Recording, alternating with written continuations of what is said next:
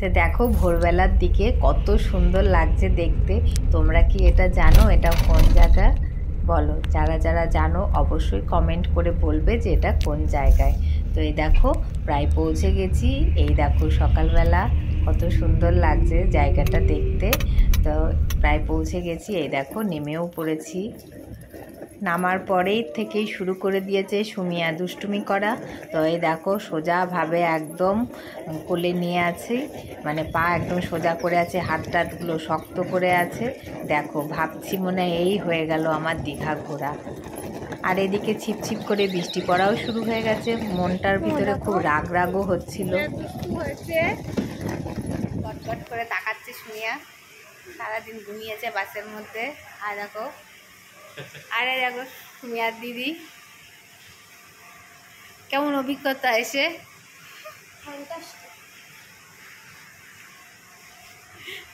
এই যে আমার মা ছাতা নিয়ে বসে আছে ঘরের মধ্যেও ছাতা নিয়ে বসে আছে। দেখো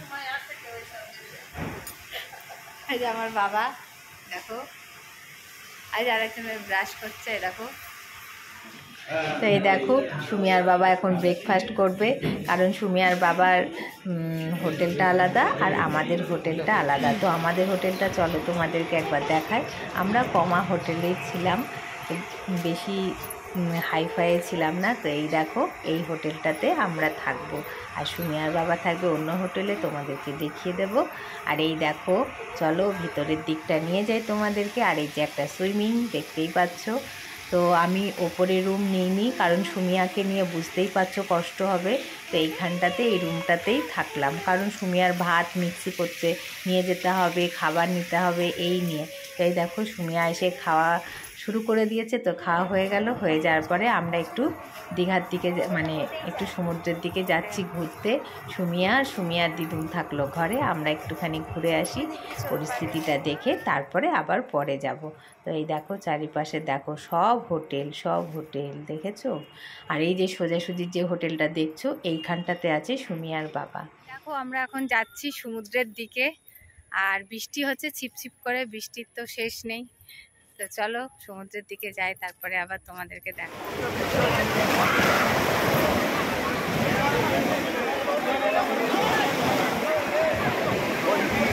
তো এই দেখো তোমাদেরকে একটু এগুলো দেখিয়ে দিই, আর কে কোনটা নেবে অবশ্যই বলবে। এর পরের বার যখন যাব, যদি যাই অবশ্যই তোমাদের জন্য নিয়ে আসব। তো চলো একটু দেখতে থাকি। বৃষ্টি হলেও দেখো কত ভিড়, কেউ জলে নামছে না, সব ড্যাঙার ওপরে আছে। দেখো কেউ নামার মতো পরিস্থিতি নেই। এই দেখো কত মালা, কত কিছু বিক্রি হচ্ছে এখানটাতে। আর কত ভিড় দেখো, কেউ নামতে পারছে না সমুদ্রে।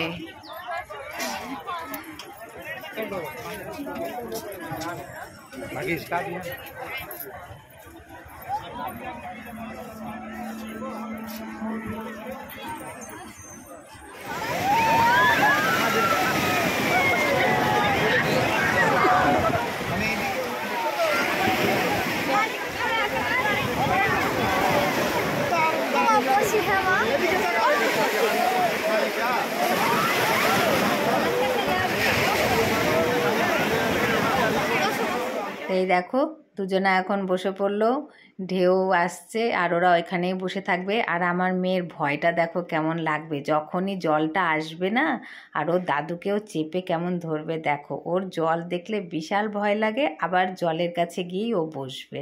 তো এই দেখো কেমন ঢেউটা আসছে, দেখো ওই দেখো, দেখেছো কেমন লাফিয়ে সরে আসলো।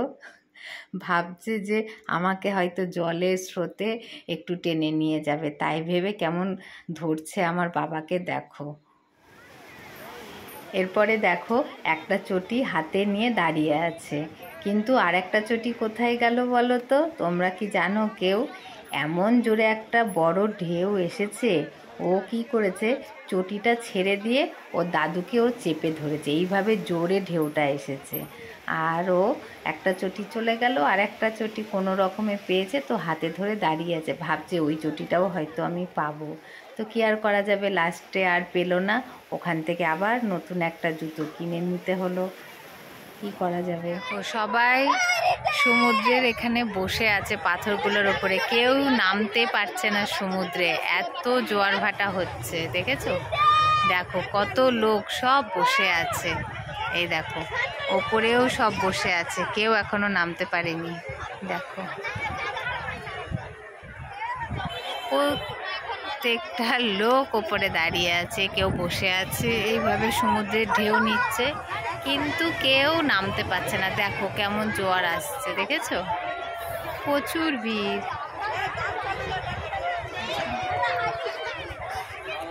তা আমিও বসে পড়লাম সবার মতো। কি করব বলো, সবাই পাথরের ওপর বসে আছে, বসে বসে সবাই স্নান করছে ঢেউয়ে। তো আমিও বসে বসে এই দেখো কত সুন্দর ঢেউগুলো, তাই না, ভালোই লাগছে, কিন্তু কেউ নামতে পারছে না, এটাই দুঃখের বিষয়। আর জলটা দেখো কেমন ঘোলা লাগছে, কি রকম হয়ে আছে। এইদিকে দেখো কত লোকজন সব বসে আছে স্নান করবে বলে, কি আর করা যাবে। তো দেখো কেমন ঢেউ আসছে, এমন একটা বড় বড় ঢেউ আসছে, পড়ে যাওয়ার মতো অবস্থা। তো আমি দেখো চুপচাপ বসেই আছি, কত জোরে ঢেউ এলো দেখো, দেখেছো চারিপাশটা দেখো কেমন ফেনা হয়ে যাচ্ছে যখনই ঢেউটা আসছে।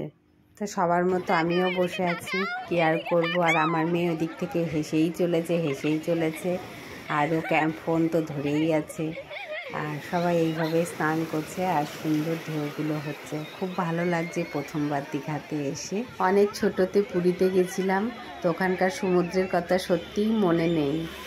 তো রুমে চলে আসার পরে আমার বাবা দেখো সাঁতার কাটছে বাচ্চাদের মতো। আরে দেখো আরেকজনা ওই জলটাতেই ওইটুকুই ওর, আর দেখাচ্ছি, ওই দেখো হাঁটু অব্দি জল, দেখো আর যাবে না। আর এই যে জল পড়ছে, আর আমার বাবা এই যে সাঁতার কাটলো, হয়ে গেল। তো আমিও একটু সাঁতার কেটে আসি, চলো। ইস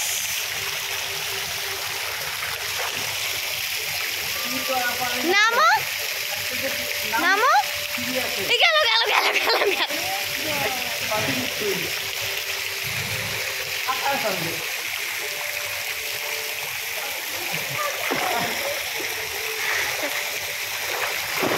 বাড়িকে আমাদের এখানে ডাকবো মা, বাড়িকে ডাকবো। এরপরে দেখো আমরা সবাই বেরিয়ে পড়েছি। কোথায় যাব বলো তো, তোমরা কি জানো? ঠিক আছে চলো বলেই দিই, আমরা যাচ্ছি এখন জগন্নাথের মন্দিরে।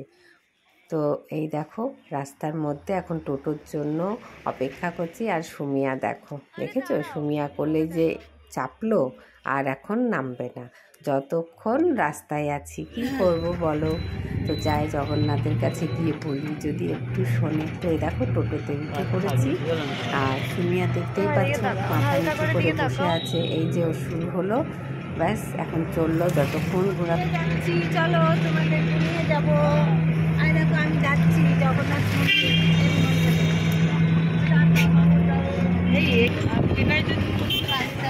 এই তো আমি দেখলাম যে এখানে লাইন দিয়ে সব আজকে তো এখানে আসতে হবে। এই দোকানটা এসেছিল, দোকানটা বন্ধ ছিল, বন্ধই আছে, লোক নেই। এতটা হেঁটে আসতে, খেয়ে যেতে, দেখিনি রাস্তাটা। দেখো জগন্নাথ মন্দিরে চলে এসেছি, দীঘার জগন্নাথ। আর এইখানটাতে জুতো রাখতে হয়, কোনো পয়সা লাগে না, শুধুই জুতোটা রাখবো। তো আমরা এই দেখো যাচ্ছি, এখন জুতোগুলো রাখলাম, রেখে এবার যাব মন্দিরের দিকে, লাইন দিতে হবে।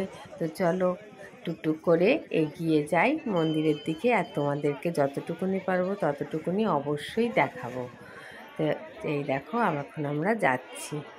আর সুমিয়াকে দেখতেই পাচ্ছ তোমরা, ওই যে ঘাড় নিচু করে আছে, ব্যাস ওই ঘাড়ের ওপরেই মাথা থাকবে। একে নিয়েই এখন আমাকে ঘুরে ঘুরে বেড়াতে হবে, কারণ কেউ তো নিতে পারবে না বলো, তো বড় হয়ে গেছে অনেকটা, আমাকেই নিয়ে যেতে হবে। তো সেই জন্য চললাম জগন্নাথের দর্শনে।